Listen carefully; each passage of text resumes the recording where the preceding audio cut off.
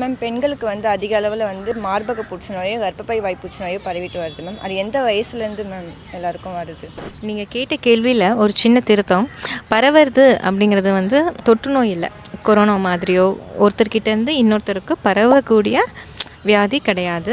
So but so அதில் எல்லோரும் நம்ம கிளாரிட்டியாக இருக்கணும். நம்ம ஃபேமிலிலேயோ வீட்டு பக்கத்துலேயோ யாருக்காவது புற்றுநோய் இருக்குன்னா கண்டிப்பாக வந்து நம்ம வந்து அவங்கள கிட்டேருந்து நமக்கு வந்துரும்னு அவங்கள ஒதுக்கக்கூடாது.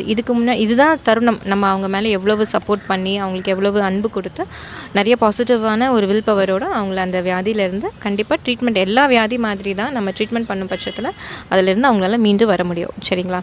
நீங்கள் கேட்ட கேள்விக்கு எந்த வயதில் வரும் அப்படின்னா, முன்னெல்லாம் வந்து ஒரு வயசானவங்களுக்கு தான் புற்றுநோய்ங்கிறது வந்து காமனாக இருந்தது. ஆனால் இப்போ வந்து ரொம்ப காமனாக ஒரு மிடில் ஏஜ்டு குரூப்லேயும் யங் ஏஜ், உதாரணத்துக்கு மார்பக புற்றுநோய் பார்த்திங்கன்னா 18 வயசில் ஒருத்தவங்களை வந்து ட்ரீட்மெண்ட் பண்ணியிருக்கோம். அவங்க வந்து ஸ்டாஃப் நர்ஸ் அவங்க. ஸோ அதனால் இப்போ வயசுங்கிறதே நம்ம வந்து ஸ்பெசிஃபிக்காக வந்து சொல்ல முடியறதே கிடையாது.